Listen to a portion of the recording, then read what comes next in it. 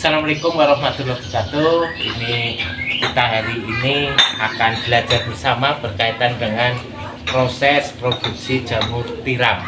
Baik tiram putih, tiram coklat maupun kuping, medianya sama, yaitu serbuk gergajian. Nah, ini serbuk gergajian kita bisa menggunakan serbuk gergajian kayu albasia atau sengon atau mungkin kayu keras. Nah, ini kita pertama ini kalau ada gumpalan-gumpalan kayak gini diratakan, ratakan, terus sambil bersihkan yang serat-serat seperti ini kita buang kayak gini, ini dibuang sehingga nanti rata. Jadi proses pertama ini kita serbuk gergajian kita ratakan.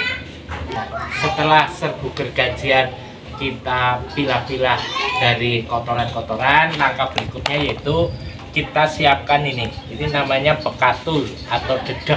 Nah, komposisinya yaitu kalau serbuk gergajian kering 100 kilo maka bekatulnya 15 sampai 20 kilo. Jadi ini 15 sampai 20 kilo.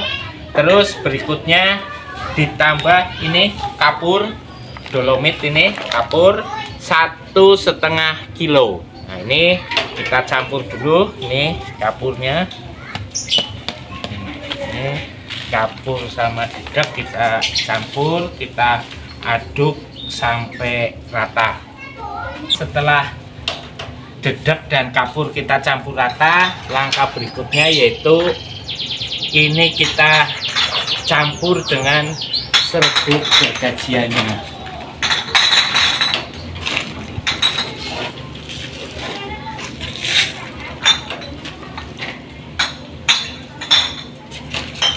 Ini dicampur sampai rata di permukaan dulu, ini sampai rata semua.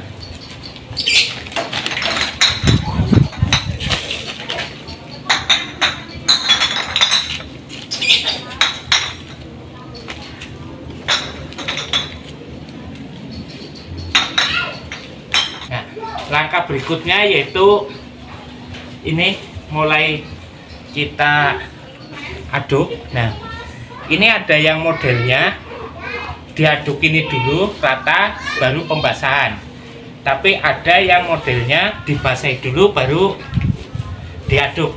Nah, ini masing-masing punya selera sendiri-sendiri. Nah, langkah berikutnya yaitu kita ini air biasa kita campur molase. Ini molase. Nah, ini cukup 2 tutup saja molase. Berikutnya air yang ini sudah campur molase ini kita aduk.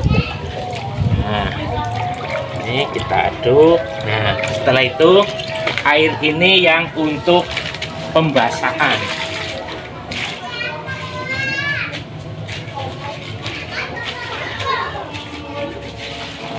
Ini juga bisa tidak pakai molase juga bisa, karena ini molase untuk perangsang supaya miselianya bagus. Nah, kalau kualitas bibit, kualitas proses sudah bagus, tidak pakai molase pun tidak masalah.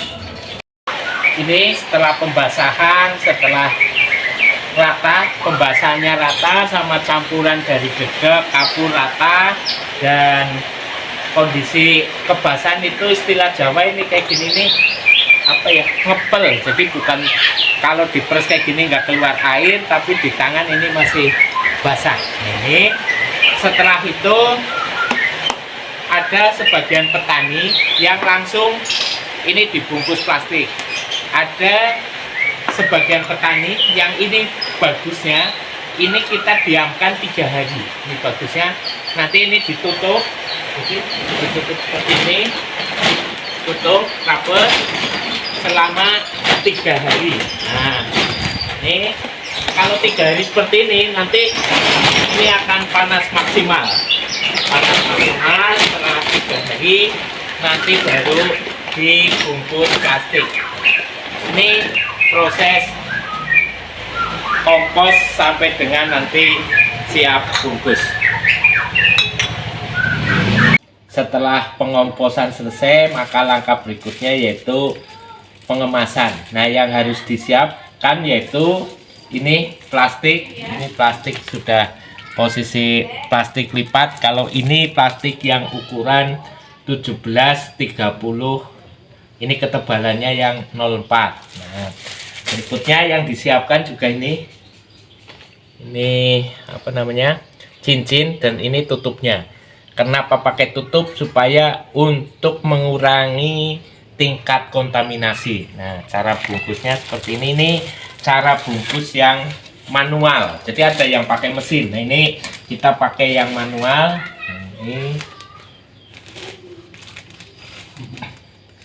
Ini karena plastiknya sudah lipat, jadi sudah langsung bisa bundar seperti ini. Nah,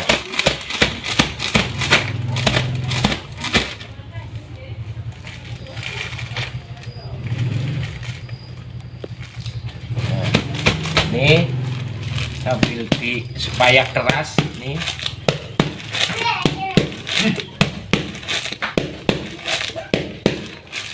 Nah, terus berikutnya yaitu setelah ini keras, ini dimasukkan cincin, dimasukkan. Nah, ini yang ini agak keluarkan ini.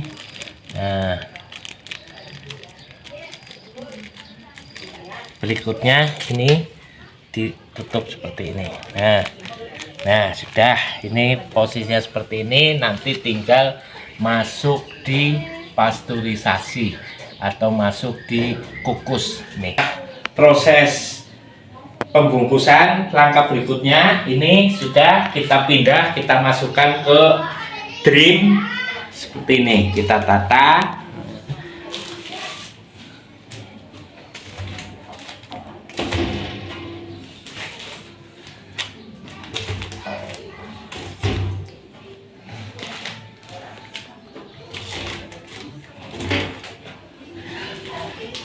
Nah, ini ada yang biasa menggunakannya drum biasa, ada yang model menggunakan tunnel atau ruangan.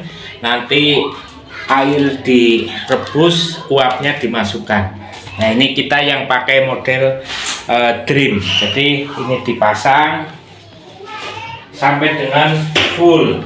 Nah, nanti setelah full, kita nanti ada namanya pasteurisasi. Di pasteurisasi itu yang penting adalah suhu tercapai di angka 110 derajat dan kita tahan selama 1 jam. Nah, beda alat beda berapa jamnya, jadi satuannya adalah satuan Celciusnya, bukan lamanya. Jadi kalau ini pakai autoclave itu paling 2 jam sudah bisa. Tapi kalau yang pakai tunnel ruangan mungkin membutuhkan waktu, bisa ada yang 6 sampai 8 jam. Setelah pasteurisasi, maka langkah berikutnya yaitu pembibitan atau inokulasi. Alat yang digunakan yaitu ini untuk ngambil bibitnya. Ini kadang ada yang pakai uji becak, cuma kalau ini proses produksi sendiri. Jadi ini bahannya statis kuat sehingga nanti untuk ngambil jagung kuat. Berikutnya yaitu ini bibit F2. Bibit ini saya mau bibitnya yaitu jamur tiram coklat. Jadi ini medianya sama, yang membedakan adalah bibitnya saja, mau tiram coklat apa mau tiram putih atau mau kuping. Nah, hari ini saya mau pembibitannya tiram coklat. Terus yang berikutnya ini pakai apa? Ini biasanya pakai lilin, tapi ini juga pakai sentir ini kalau istilah Jawanya. Ini pakai spiritus bahannya. Ini alkohol untuk membersihkan peralatan, alkohol. Kapas nanti untuk membersihkan peralatannya. Karet nanti untuk ngikatnya. Terus ini penutupnya. Ini bisa pakai koran, karena saya pakai mau tiram coklat, saya biasanya kalau untuk membedakan tiram coklat pakai kertas payung, kalau tiram putih pakai kertas koran. Langkah pertamanya yaitu kita bersihkan peralatannya dulu.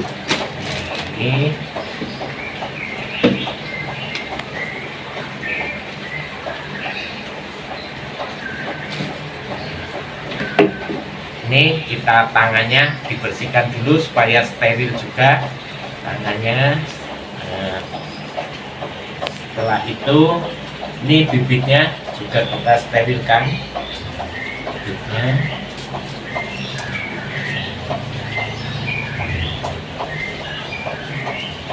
Steril. Terus ini bibitnya kita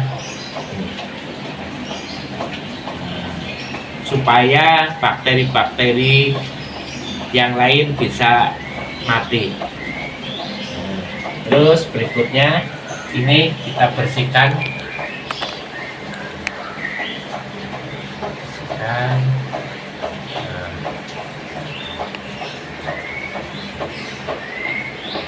Berikutnya juga ini juga dibakar. Ini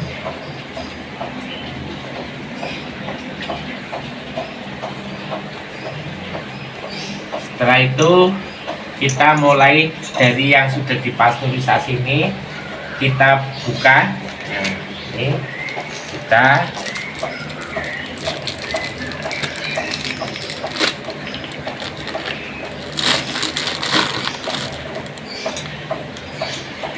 kita taruh bibit. Ini masing-masing selera. Kalau saya biasanya di 13 sampai 15 butir. Ini.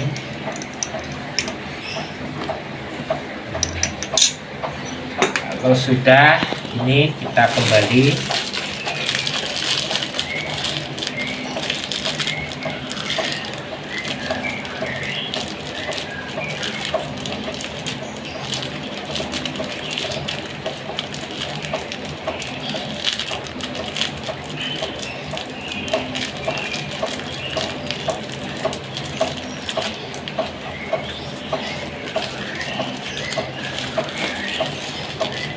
Kita ikat.